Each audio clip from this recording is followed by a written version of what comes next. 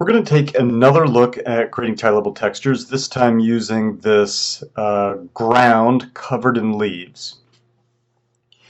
So this is a good example of something that would make a good tilable texture, something that could be repeated endlessly.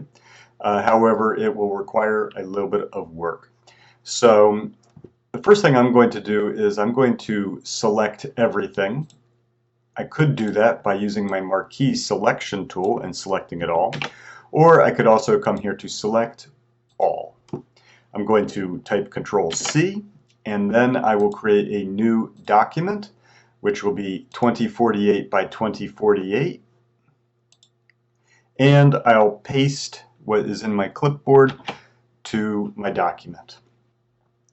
Now, currently, because this is 2048 by 2048 and the image of leaves is much larger, I'm going to scale this layer.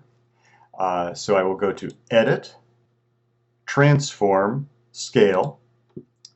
And once again, of course, I can either grab the corners and drag it like this, or I can manually type in a value in these fields here for both width and height. Currently, I only need to type in a value in either width or the height because they are being linked together here. For instance, if I were to type in 10%, you'll see that the image becomes quite small, too small for what we want to do. I'll put in 60, and this is good. It overlaps a little, that's okay. As long as it reaches all the borders, we're good. I'll press Enter to complete this operation. Now, I'm going to keep this layer as something that I can go back to and work with. So what I'm going to do is I'm going to marquee select my work area here. I'm going to type Control C to copy, and then I'm going to type Control V to paste, and that will create another layer. Now this layer is a little bit different. If I hide my first layer and then I move this layer, you'll see that this in fact does just go to the borders, which is what we want when we do our offset. Now you remember from previous videos that the easiest way to make a tilable texture is to go to Filter, Other, Offset. My image is 2048 by 2048, so if I offset it by 1024 and 1024 in both horizontal and vertical, we'll get this offset. However, what you can see is that there is a seam, a visible seam. It's a little hard to see with this image. However, if we were to zoom in on it, you would see it. Also notice that if I click here in this preview and turn it off, you'll see the original image, and then you'll see it with the offset. I'm going to go ahead and complete this operation, and we'll zoom in and just see how visible the seam is. You can see that actually if we zoom in, the seam becomes quite visible, and that's what we need to eliminate. Now I'm going to undo that offset and go back to the original image, because I'm going to take a longer approach to this just so that it's perfectly clear exactly what the offset is doing. So let's just take a look at what the offset is actually doing. Basically what it's doing is it's taking the left half and cutting it, moving the right half over, and taking the left half and moving it over to the right side. This of course creates a seam down the middle here. Now I'm going to merge these two layers that I've just created, because also the offset is taking the top half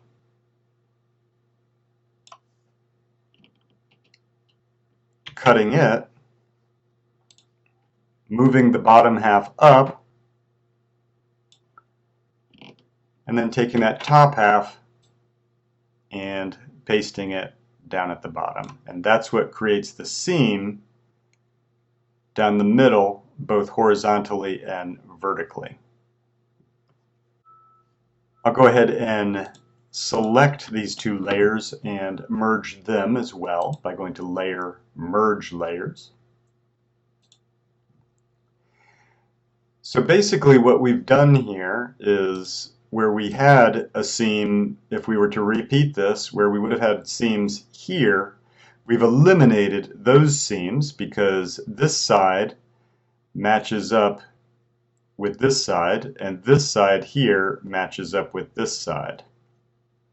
But we've introduced the seam in the middle of the image now, and we need to eliminate that. Now, the way that we accomplished that in the earlier videos is that we used the clone stamp. And if I hide my layer here and then I show my original layer, we know that there is no seam here and here on the original image because, well, it's just a photograph and seams don't happen in the natural world. So if we were to just take this area and paste it onto this, we would no longer have a seam. And the way that we did that was by using the clone stamp, which is found here. I'm going to go ahead and clone this area right here. Remember that to clone, you simply select the clone stamp, hold down the Alt key to select the area you want to clone, and then press the left mouse button. I'm going to hide this layer, and let's create a new clone stamp is doing here. Go up a little bit more.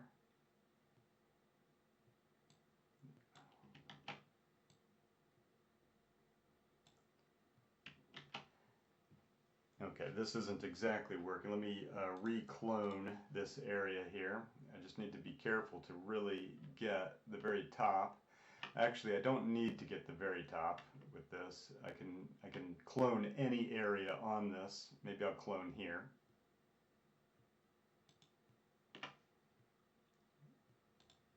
Go back to my empty layer and we'll just start painting this area here.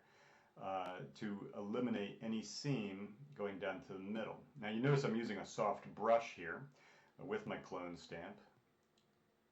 And I think it's also a good idea to keep it irregular as I'm doing here.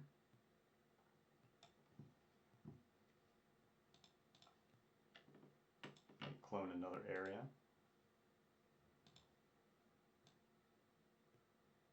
And of course I need to do the same on this axis as well.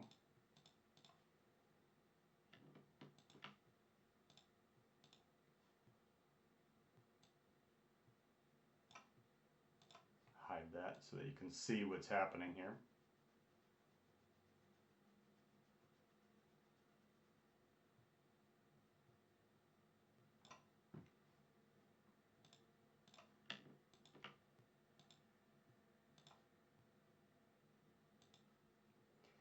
So with this area and then our texture here, we've basically eliminated any seams in our image. Let's take a look at another way that we can do that though. I'm actually going to get rid of this layer here. And I'm going to go back to my original layer. Perhaps to make sure that we don't have any, sometimes even just having a leaf that is obviously repeated can be a giveaway that it's a tilable texture.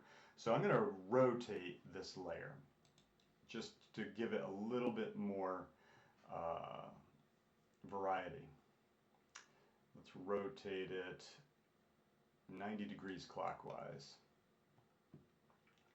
And then what I'm going to do is introduce you to a new tool here. You know that there are a number of different ways to select. You can marquee select. You can change your rectangular tool to an elliptical tool, for example. But what we're going to look at is a tool found here, 4 icons down. This is the magic wand tool, but actually I'm going to hold down my mouse on this tool so that we get some additional selections, and I'm going to select what is called the quick selection tool. And then I'm going to start painting a selection in here on this original image. What I like about this is that we're going to get this nice irregular border that's going to work very, very well for what we want to accomplish here.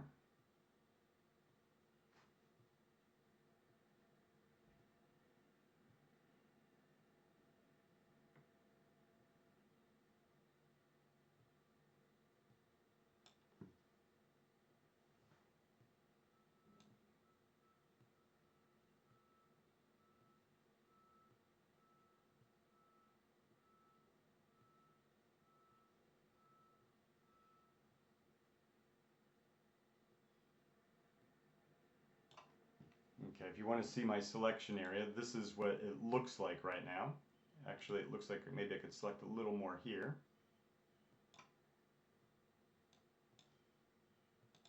Here's my selection.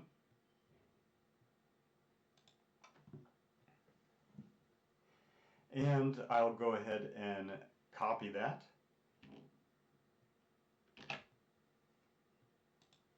And perhaps paste it on an empty layer here. So here we have the area where we've painted away the seams. You might want to maybe just delete or erase a little bit of these areas right here so that I don't have a little bit of a seam on those little end areas. But this should work quite well. So let's go ahead and take a look at our texture. I'm going to select these 2 layers and I will merge them. And here is our tilable texture.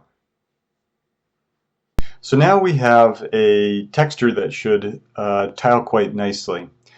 We could bring this into our 3D software and apply it to a ground, for instance, and then make it tile. That way we could use a smaller image but cover a larger area. So what exactly is happening when it's tiling in Maya? Well, let's simulate it here in Photoshop. I'm going to make my canvas size larger here. I will anchor it in the upper left corner, and then we will increase our canvas size by 200% on the width and 200% on the height, and zoom out so you can see the space we're working with. And I will take this tilable texture and we'll test it out on this surface area here. Let me zoom in so that we can see a little bit better what's happening here. And then I will press Alt. You can see my mouse changes, indicating that it is going to duplicate. I'll hold down Shift to lock it on this horizontal axis here, and we'll simply move it over to here. And now you can see how it's tiling. I'm going to move it off just a little bit off of there so that you can see this a little bit better. And we can zoom in perhaps here. And what you'll notice is that this leaf here continues. This leaf here continues. This pine needle continues on the other side here. And in fact, if we move this over so that they join, we end up with something that doesn't have a seam.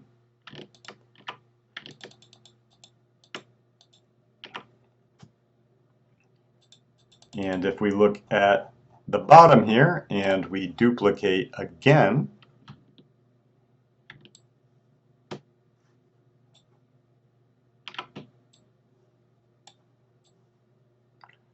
once again, you'll notice that this leaf continues here. This leaf continues, and in fact, if we move them right next to one another, again, you'll notice that we have no seam.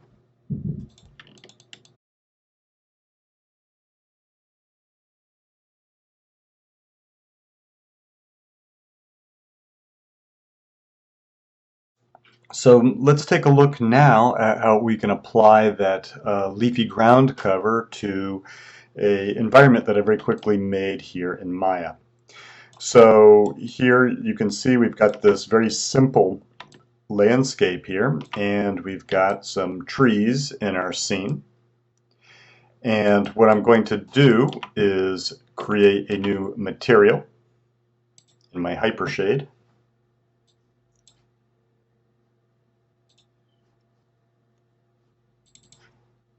And for its color channel, we'll apply my leaf ground color cover material that we just created. And here it is. And we'll apply it to our ground here.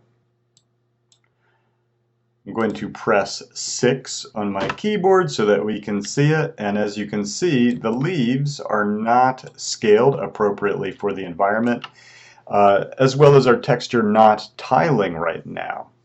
But if we go to the Place 2D Texture node, we can repeat it 3 and 3, just like we did in Photoshop earlier. Here you can see that it is indeed tiling. However, the leaves still appear unnaturally large. Let's try repeating it 12 and 12.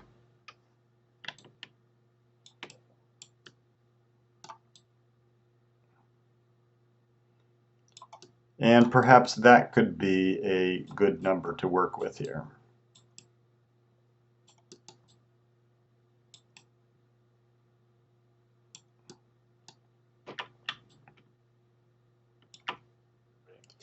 So there you have it. That is how you can create tileable textures, which you can apply to your environments or objects in Maya or other 3D modeling software, as well as apply to your environments in a game engine.